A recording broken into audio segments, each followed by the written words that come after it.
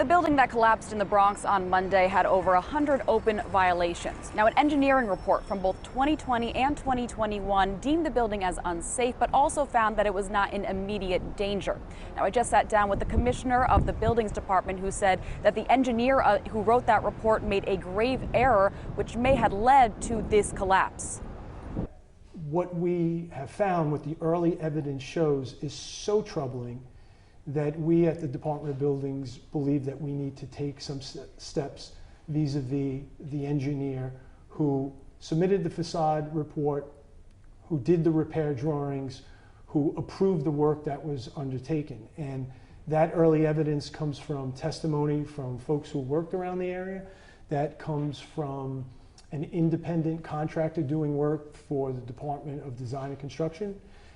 It comes from video that our sister agencies have obtained showing work at that pier on that day. And that work included removing bricks from that pier. And that work was predicated on a fundamental, a basic, but crucial and catastrophic mistake, and that was believing that that pier was decorative and not load-bearing. And because of that, we looked at our abilities here at the agency. What do we do? What can we do? And what we can do is seek to suspend this engineer's ability to do facade inspections for 15 days, and we will go to oath and make the case why we are so troubled by it.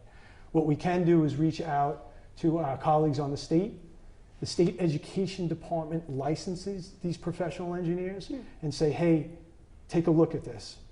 And I think what we're obligated to do to provide some level of confidence to New Yorkers is look at all the work previously done by this engineer, look at the work in the queue at this agency, but also look at the work. I think there are 7 projects being undertaken by this contractor. And perhaps most broadly, that is to look at the holdings of this owner as best as we can identify. I think we have identified to date around 40 plus buildings. We've already gotten eyes on some of them. That are owned by the same owner. Owned by the same owner. So we've gotten inspectors out in the field since this incident. Hopefully we will wrap up that work by the end of today.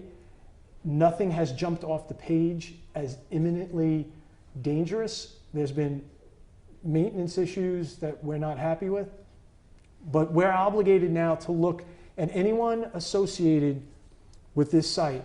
And again, I can't stress it enough that how early on we are in this investigation, and folks have a right to due process, and these investigations can go on for weeks and months.